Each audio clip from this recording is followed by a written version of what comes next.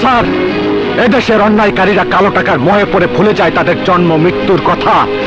সেই অন্যায়কারীদের সঙ্গে প্রতিবাদ করে কাউকে রক্ষা করার সময় যদি ঘটনাস্থলে দু একজন মারা যায়, তার জন্য কি রক্ষাকারীকে খুনি সেজে ফাঁসিতে ঝুলতে হবে? না ছায়া, এখন থেকে তাদেরকে আর ফাঁসিতে ঝুলতে হবে না। তোমার মতো এই সব প্রতিবাদী যুবকদের পাশে আছে আমার মতো একজন আইনের সৈনিক। আমি তোমার সব ঘটনাই পেপারে পড়েছি, তাই উপরিমহল থেকে তোমার জামিননামা নিয়ে সরাসরি থানা থেকে আমি ছাড়িয়ে এনেছি। বুঝেছি, আপনার ভাড়াটে হিসাবে আমাকে ব্যবহার করতে চাচ্ছেন। হ্যাঁ, আপনি ভুল করছেন, ভুল। আমি কারো ছত্র ছায় কাজ করি না। তুমি যদি জানতে আমার জীবনের ইতিহাস, তাহলে এ কথা বলতে পারতে না। ইতিহাস? কিসের ইতিহাস? 15 ডিসেম্বর রাতে ঢাকা কেন্দ্রীয় কারাগার থেকে সম্রাটকে আমার কারাগারে প্রেরণ করা হয়। 16 ডিসেম্বর কারাগারে বিজয়ের পতাকা তুলতে গেলে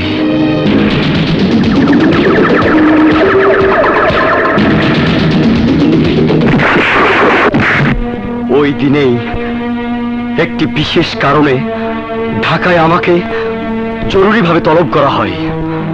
আর সেই সুযোগে সম্রাটের ছোট ভাই শাহিন শাহ জেলখানায় বোমাবাজি গোলাগুলি করে জেল পুলিশ এবং কয়েদিদের মেরে সম্রাটকে নিয়ে যায়।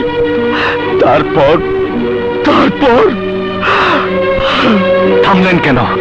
বলুন, বলুন, তারপর কি হয়েছিল? তারপর ওরা আমার বাড়িতে ঢুকে আমার ছোট ভাইটিকে হত্যা করে, ছোট বোনটির ইজ্জত নিয়ে তাকেও হত্যা করে। সেই সব মর্মান্তিক দৃশ্য রেখে আমার স্ত্রী বাক শক্তি হারিয়ে বোমা হয়ে যায়। দেখো, ঢাকা যাওয়ার সময় ছোট ভাই বায়না ধরেছিল বার্ষিক পরীক্ষার জন্য পার্কার কলম আনতে হবে।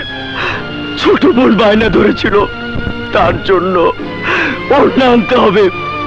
এই কলম আর এই ওড়না সারাক্ষণ কাছে রেখে ওদের স্মৃতিকে এই বুকের মাঝে আঁকড়ে রেখেছি।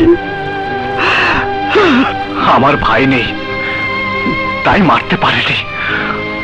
আজ একমাত্র ছোট বোন, পাষণ্ডের দল আমার সেই ছোট বোনের ইজ্জত কেড়ে নেয়। সমাজের কলঙ্কির হিসাবে নিজেকে ঢাকার জন্য আত্মহত্যার পথ বেছে নেয়। ওই দিনে এক গরিব মায়ের মেয়ের বিয়ে সবকিছু জোগাড় করে দিয়ে বাড়ি ফেরার পথে দেখি আমার বোন গাছের সাথে ঝুলে আছে। তাকে তাকে আমি উদ্ধার করেছি ঠিকই, কিন্তু সে হারিয়ে ফেলে তার স্মৃতিশক্তি। তাই আজ থেকে আপনি আমার ভাই। আমরা দুই ভাই মিলে ওইসব শত্রুদের খুঁজে বের করে দৃষ্টান্তমূলক শাস্তি দেব। ছায়া, তোমার শক্তি সাহস দুটোই আছে, কিন্তু অস্ত্রবিদ্যা নেই। আমি তোমাকে অস্ত্রবিদ্যা শিখিয়ে এমন ভাবে তৈরি করব যাতে করে তুমি সব ধরনের শক্তিকে মোকাবেলা করতে পারো।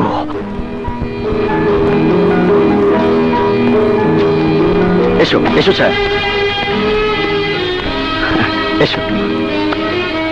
মমতা, সেদিন পেপার পড়ে যে ছেলেটির কথা বলেছিলাম, এই সেই ছায়া।